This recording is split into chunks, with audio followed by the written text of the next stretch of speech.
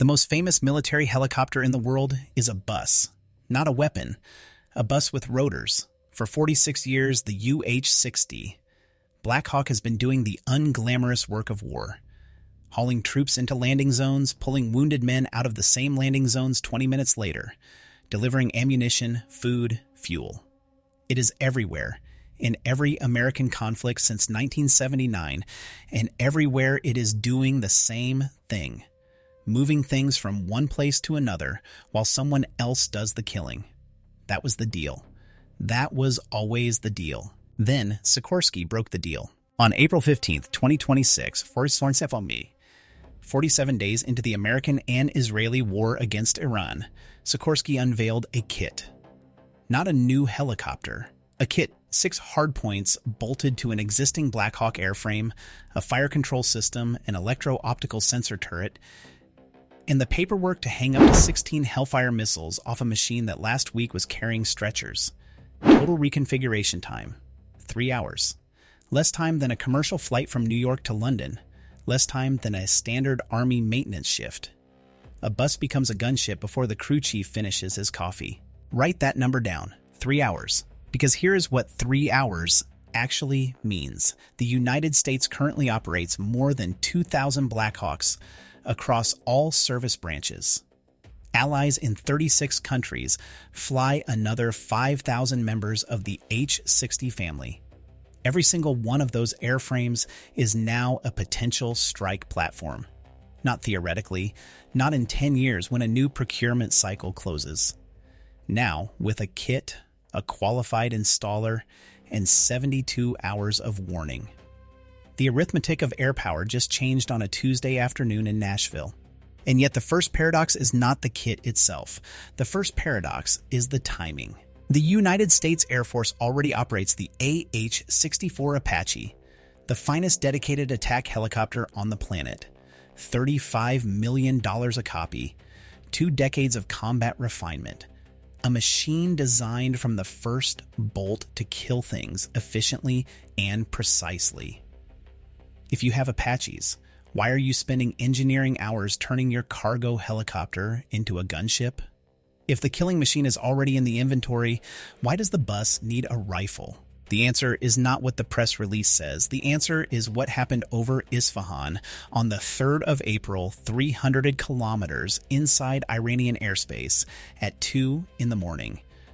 And what the Pentagon has not officially confirmed, and what the Iranian state media will not stop broadcasting, and what a few hundred frames of Telegram video made impossible to ignore.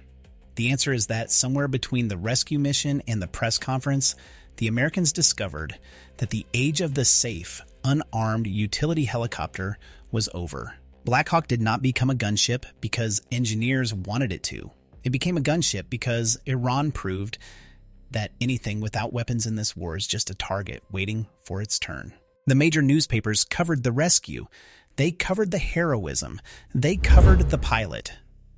The F-15E crew member pulled out of Iranian territory on the 3rd of April. The operation described in careful cinematic terms by anonymous officials who knew exactly which details to release and which to bury. What they did not cover is the bill.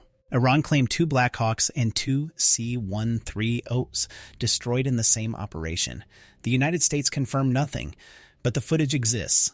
A C-130O tanker refueling a pair of AH-60W Jolly Green Iwi is over central Iran.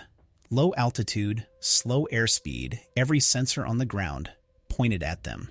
Iranian special police units opened fire with small arms. Small arms, not missiles, not radar-guided guns, rifles and machine guns fired by men on rooftops. And they connected. Here is the detail that reframes everything. The HH-60W, Jolly Green 2, the Air Force's dedicated combat search and rescue helicopter, entered service in 2022 without a fully integrated directed infrared countermeasure system. The DIRCM, the active laser that blinds incoming heat-seeking missiles, was not standard fit. They are installing it now, 4 years after fielding, 47 days into a shooting war. The Pentagon is simultaneously bolting missing defenses onto one version of the Black Hawk and bolting missiles onto another. That is not a modernization program. That is a military learning in public, under fire, that the homework was not finished. Count the money first, then count the dead. 1U H-60M Black Hawk costs approximately $21 million. 1A H-64E Apache costs roughly $35 million. $14 million difference per airframe. But that number is almost meaningless, because the real cost of the Apache is not the purchase price. It is the parallel universe of logistics that follows it everywhere. Separate pilot pipeline, separate maintenance school, separate spare parts chain, separate forward operating base footprint. The Apache is not a helicopter you add to a force. It is a force you build around a helicopter. The Black Hawk kit costs a fraction of that. More importantly, it costs nothing in new infrastructure, because the infrastructure already exists. 2,000 airframes in American service, mechanics who can work the platform blindfolded, supply chains running to 36 countries. You are not buying a new capability. You are unlocking a capability that was always there, sitting behind a locked door marked transport only. Now the specific numbers. 6 hardpoints, up to 16 Hellfire or J AGM missiles, a 19-round pod of 70mm rockets, including precision-guided APKWS variants at roughly $30,000 each, against $150,000 for a single Hellfire, a GAU 1912.7mm cannon at 1,300 rounds per minute. Sikorsky states pilot weapons qualification takes 3 weeks, $30,000 per guided round, $150,000 per Hellfire, $4 million per Patriot interceptor. Iran's Shahed drone costs between $20,000 and $50,000 to build. The United States has been paying $4 million to kill a $50,000 target. The armed Black Hawk changes that ratio by a factor of more than 100. This is not an upgrade to a helicopter. This is an attempt to fix the arithmetic of a war that was already expensive before the first shot was fired. This has happened before. Twice. And both times the Americans swore they had learned the lesson. Vietnam, 1965. The UH-1 Huey was a transport. Same logic, same doctrine, same institutional resistance to turning a utility aircraft into a weapons platform. Then the landing zones started killing people. Troops going in on unarmed Hueys took fire from the tree line for the entire final approach, with nothing to shoot back. The solution was not elegant. Field units bolted machine guns to the doors, welded rocket pods to the skids, ran wiring that no engineer had approved. The UH-1B gunship was not designed in a laboratory. It was built in a war by mechanics who were tired of watching their aircraft get shot apart on final. Mogadishu, 1993. 2 Black Hawks down in urban terrain, no organic fire suppression, ground forces cut off for 17 hours because the helicopters providing cover could not stay low enough to be effective without dying. The lesson written in every after-action report: an unarmed transport in dense urban environment is not a helicopter. It is a scheduled casualty. Then Sikorsky and Elbit Systems spent 2 years in Israel beginning in 2009 on their own budget, without a government contract, building and testing the first armed Black Hawk. Turret, spike missiles, fire control, nobody ordered it. Both companies simply understood that the lesson would eventually need hardware attached to it. 17 years pass between that Israeli demonstration and the skies over Esfahan. The Americans had the solution on the shelf the entire time. They just needed the war to remember where they put it. So the story closes neatly. War starts, gaps appear, a solution that has been sitting in a drawer since 2009 gets pulled out and announced. Sikorsky had the kit, the timing was right, the procurement machinery aligned, crisis met capability, problem solved, except the kit is not for the United States Army. Read the press materials carefully, not the headlines, the actual language of the releases and the interviews. Foreign military sales, direct commercial sales, installation at PZL Mielek in Mielek, Poland, The primary customers named, explicitly or by clear implication, are allied nations that cannot afford to maintain both an Apache fleet and a Black Hawk fleet simultaneously, countries that already fly the H-60 family and need to extract more combat capability from airframes they already own. In the middle of an active shooting war with Iran, Lockheed Martin is launching an export product. The timing is not coincidence, and it is not cynicism. It is logic. Every allied defense ministry watching this conflict is running the same calculation right now. They are watching HH-60Ws take fire over Esfahan and asking whether their own Black Hawks are survivable. They are watching the arithmetic of Shaheds versus Patriot interceptors and asking whether they can afford the current exchange rate. They are watching a war that is, among other things, the most expensive live product demonstration in the history of rotary wing aviation. The United States Army is the showroom floor. The customers are standing outside with their faces pressed against the glass, and the thing being sold was designed for the lesson America keeps having to relearn, that nothing flies unarmed into a serious war and comes home clean. The obvious question, if the Apache exists, why does any of this matter? Because the Apache cannot do what happened over Esfahan on the 3rd of April. The AH-64 is a tank hunter designed for open terrain. Low altitude, high aggression, close to the target.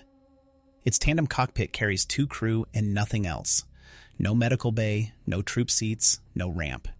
The Apache goes to the fight. It does not bring anyone back from it. The HH-60W that took fire over Esfahan was there because no other platform could do that mission. Combat search and rescue at range requires a helicopter that can carry a pararescue team, medical equipment, a litter patient, and enough fuel to reach targets that are not conveniently located near American bases. The nearest U.S. installations in the Gulf sit roughly 800 to 1,200 kilometers from Esfahan in a straight line. That distance requires aerial refueling, which is exactly what the C-130 footage showed. The Apache does not do aerial refueling insertions into denied territory 800 kilometers from base. The Black Hawk does because it has to, because nothing else fits the mission. The problem is that a Black Hawk doing that mission without organic fire suppression is dependent on escort aircraft that may not be available, may not survive their own threats, and cannot follow the helicopter into every terrain feature where the target might be hiding. The armed Black Hawk does not replace the Apache.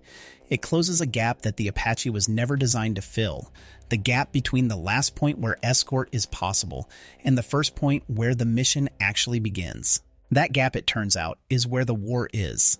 The missiles and the guns are not the most important part of the kit. Buried in the technical specifications mentioned briefly in 2 trade publications and nowhere in the mainstream coverage is a line about pneumatic launchers installed in the cabin doorframe. Not for Hellfire, not for rockets, for Switchblade loitering munitions. The same drone kamikaze family that changed the arithmetic of ground combat in Ukraine, and that Iran and Russia have spent 3 years studying, replicating, and deploying in volume. The armed Black Hawk does not just carry weapons, it carries the ability to release a swarm from 30 kilometers away and let the swarm find the targets before the helicopter enters the threat envelope. This changes the geometry of the mission entirely. A helicopter that must close to 2 kilometers to engage with guns is a helicopter operating inside the effective range of Iranian shoulder-fired missiles, small arms, and radar-guided systems. A helicopter that releases 6 Switchblades at 30 kilometers and follows their targeting data to release APKWS at 15 kilometers has never entered the threat envelope at all. The crew never sees the target with their own eyes. The target sees nothing until the first drone arrives. Count the economics one more time. From this angle, 1 Switchblade costs approximately $6,000. 1 APKWS round costs $30,000.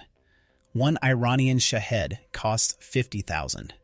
The armed Black Hawk can kill the Shahed's operator, his vehicle, and his launch site for less than the cost of the drone he just sent at a U.S. base. This is not a helicopter upgrade. This is a complete rewrite of who controls the airspace below 500 feet, and it was sitting in a pneumatic launcher bolted to a cargo door the whole time. Now the honest inventory of what this analysis cannot prove. Iran claimed 2 Black Hawks and 2 C-130S destroyed over Esfahan on the 3rd of April. The United States has not confirmed losses of that specific type on that specific night. Iranian state media released photographs of wreckage. The wreckage is real. The attribution is contested. Independent verification inside Iranian airspace during an active conflict is not a thing that exists. There are no neutral observers with access, no UN monitors, no journalists embedded with either side over central Iran at 2 in the morning. What is certain is that the mission happened, that the C-130 refueling footage is genuine, and that the HH-60W airframes were operating in a contested environment without complete countermeasure suites. What is not certain is the final count of what came home. Second caveat. The Armed Black Hawk program did not begin in April 2026. The Israeli demonstration was 2009.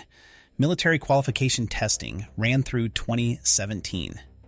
Public shows happened in 2018 and 2024. The kit exists independently of this war and would likely have been announced in some form regardless. What the war changed is the specific configuration being marketed, the emphasis on counter-drone loadouts, the pneumatic Switchblade launchers, the APKWS economics, because those details are direct responses to what Iranian tactics revealed about the actual threat environment. Third, operational loss rates, real-time APKWS effectiveness against maneuvering drones, the actual sortie tempo over Iran. That data is classified, distorted by both governments, or simply not yet collected. What remains after the caveats?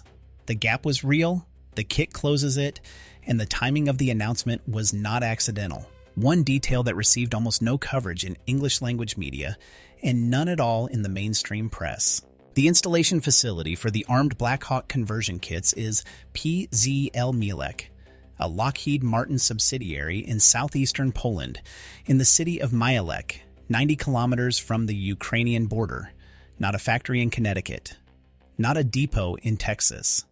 A plant in Poland, inside NATO's eastern flank, 60 minutes by road from Rzeszów-Jastrzębie Airport. That airport has a name in this war's logistics history. Rzeszów was the primary transit hub for Western military aid into Ukraine across 3 years of the previous conflict, the point where American, British, and European equipment crossed from NATO territory into the war zone. The infrastructure, the security protocols, the customs arrangements, the military liaison offices, all of it was built and tested under live conditions between 2022 and 2025. Now that same logistics chain has a new product moving through it. Poland already operates the S-70I Black Hawk. So does Turkey. So do Saudi Arabia, the UAE, Colombia, and 29 other nations. Every one of those customers can receive conversion kits through a supply line that was stress tested under actual war conditions and never broke. Sikorsky has stated, the Black Hawk airframe will remain in service until 2070. That is 44 years from the day this kit was announced. The infrastructure being quietly positioned in southeastern Poland is not built for this war. It is built for the 30 years of smaller, faster, cheaper conflicts that everyone expects to follow it. The bus terminal in Mielek is open. The timetable runs to 2070. Return to the beginning, because the beginning contains the answer that was hiding in plain sight the whole time. The question was never really about the kit. 6 hardpoints, 3 hours, 16 Hellfires, those are symptoms. The actual question is, what kind of war produces a military that needs to turn its cargo helicopter into a gunship 47 days in, while simultaneously installing missing countermeasures on the rescue version of the same aircraft, while simultaneously marketing the result to 36 allied nations through a factory 90 kilometers from a border that was already a war zone 2 years ago? The answer is a war that arrived faster than the doctrine written to fight it. Apache covers open terrain.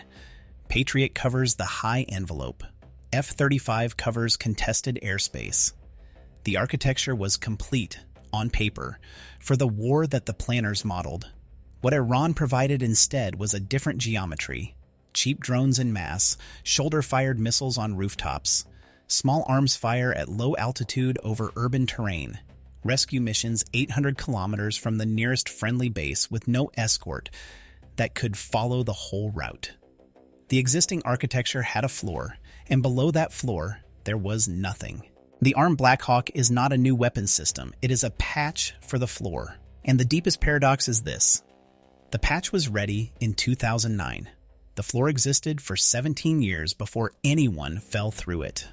The Americans had the answer before they fully understood the question, and it took an Iranian police unit firing rifles at a rescue helicopter over Esfahan in the dark to finally connect the two.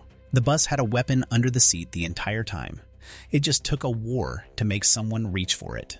The footage exists. You can find it if you know where to look, not on the networks, not on the wire services, but in the Telegram channels that have become the actual record of this war. The way gun camera footage became the record of Vietnam, and satellite phones became the record of the Gulf.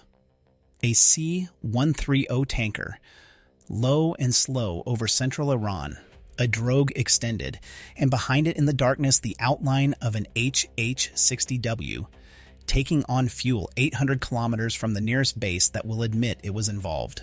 That image is the entire history of the armed Black Hawk compressed into a single frame. In 1965, they bolted machine guns to Hueys in forward operating bases because the landing zones were killing people, and the procurement cycle ran at Washington speed, while the war ran at Vietnam speed.